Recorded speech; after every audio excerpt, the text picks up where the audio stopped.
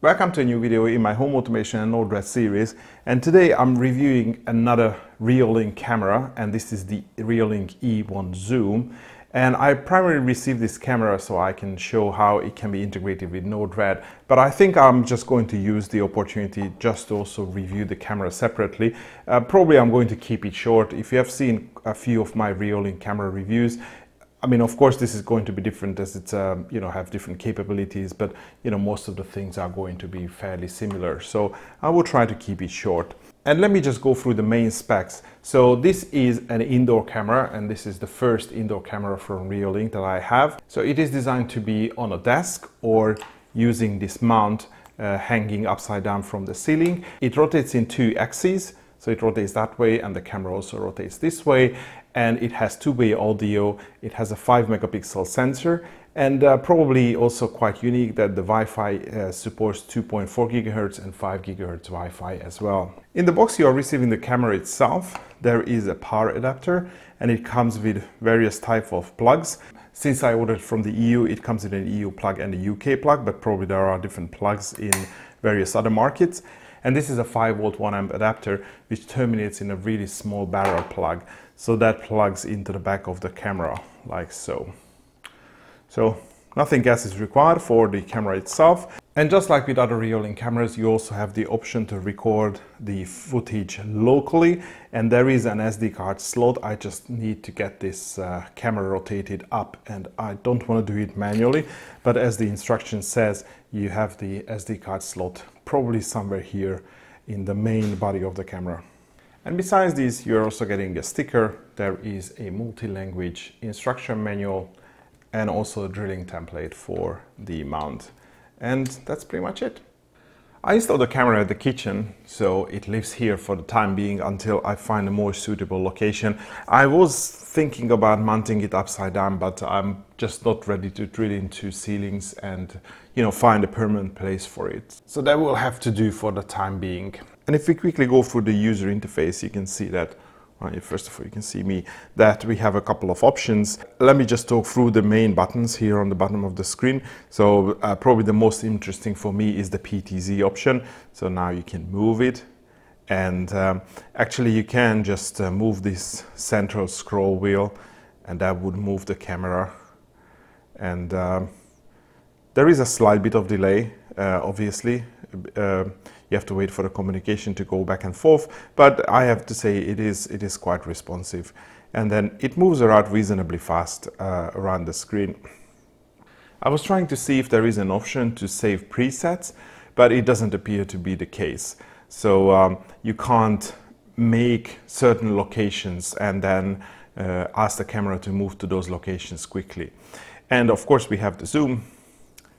And just like with the RSC522, it takes a little bit of time to zoom, and then it does an autofocus on that area.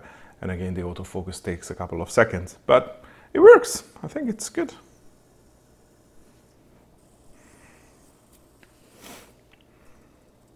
Besides the PTZ function, you can also clip the image. Ooh, not me.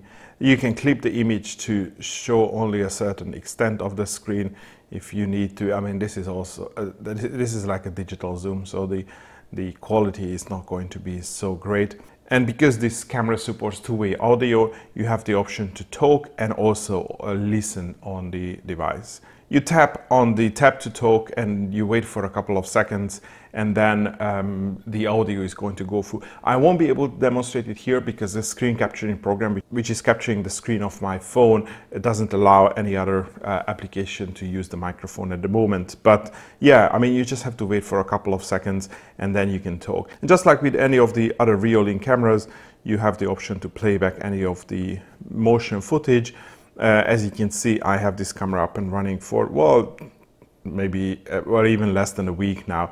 I'm not sure what I was doing 1:30 in the evening, but I think that was one of the days when I went to bed quite late. Carrying on with the features, you can pause and start the video or the live feed over here. You have the option to listen in what's happening on the camera side. With the two camera icons, you can create a snapshot and the recording here on the device, and then you can share it. You can change the different feed types, So I'm just leaving on fluent, so it's, you know, quick and fast, but you can switch it to the full 5 megapixels, and it just needs a little bit of time to reload the new feed. You don't see an awful lot of difference on the phone. Well, maybe you can see some, but I think if you are using the phone, probably the fluent is fine. And the last icon on the right, it turns it into portrait mode, and you can see the image on full screen. You have a bell icon as well, where you can trigger alarm sounds, and the camera can play various alarms, and you can also create your own recordings, like, you know, hey, what are you doing, who are you looking for? I mean, of course this is an indoor camera, so probably that would be more suited for an outdoor camera, but yeah, this is something that you can do if you really want to. And that's pretty much it in terms of the on-screen controls and the features. So let's head into settings and then see what you can change on this camera. So the first thing is the model. So this is an E1 Zoom, and you can see all the different features. You can rename it, and you can see the storage space. You can format the card if you want to. Since this lives in a kitchen, it creates quite a few recordings. So I think I'm using, oh yeah, it says here 16 gig memory card, and it's already, you know, 2/3 full after just a few days. So just keep that in mind. I mean, it has a 5 megapixel camera, so these recordings do take up some space. Network address, I've changed the default address, the DHCP address, to a fixed address, because I'm planning to use the URL to capture video and snapshot. And for that, I prefer a fixed address. And you can't change the IP address here, but if you go into the website that this camera generates, so you can just open your browser and then just go http://192.168.1.552 in my case. You go into the management website of this camera, and there you have even more functions that you have here on the app. So if you want to get the full functionality out of this camera, I suggest that you also look at that website and see what's available there. Next is the network settings. You can switch to different Wi-Fi network here. Oh, by the way, I haven't covered the pairing part, but it's, you know, fairly self-explanatory, and the small leaflet that is provided is going to explain the process very well. One thing that I couldn't get it working is that it says that it supports 2.4 and 5 gigahertz Wi-Fi as well, but when I was giving it my 5 gigahertz Wi-Fi, it just say that, you know, trying to connect, and then after 20 seconds it failed. And I'm not really sure whether it was my Wi-Fi or something with the camera, but at the moment it's on 2.4 gigahertz. On the display settings, you can make some changes. You can, you know, rotate the screen if it's upside down, decide where to put the camera name and the date, and also if you want to have a Reolink watermark logo, and you can also set some privacy masks, so you can black out parts of the image that you don't want to appear on the feed. Motion detection is the standard motion detection that we see on most Reolink cameras, and you can set sensitivity. At the moment it is set to low, and you can also have some sensitivity schedules. So you want different sensitivity throughout the day, you can set it here as well. I think that's quite good. I haven't covered any areas that it should look for, you know, motion. Maybe what I should do is I should pick these areas so that display which is in the background doesn't get counted in the motion, and that would create less false positives. So something like that. Okay, let me save this. Push notification will give you a notification every time motion is detected. As I said, I don't want to have that because it will create too many notifications, so this is why I turn it off. Email errors, you can set up your email address, and it will also send you emails whenever motion is detected, and the email would have a snapshot on it. The siren is something that I just talked about, so if motion is detected, it can send an audio warning, and that you can have a custom sound that you record on your phone, or you can have a default sound which is like a more common siren sound.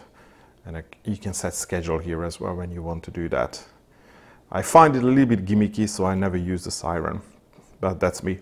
And finally and lastly, you can share the camera, and you can go into the advanced settings where you can set, for example, if it should record audio, which is enabled on mine. There is a very small blue LED in here.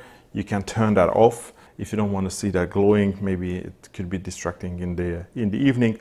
And just a quick look at the top menus. In user management, by default you have an admin user, but you can create additional users that can maybe only have access to view the camera and not make any changes to the settings. You can also set the date and time, but it would set the date automatically. And it is also possible that you create an FTP account or set up an FTP account settings, and then your snapshot images and videos will get automatically uploaded to that. So that would be the review of my Reolink E1 Zoom. If you like this product, I will leave purchasing links in the video description. But that's all for now. Thanks for watching, and hopefully see you in the next video.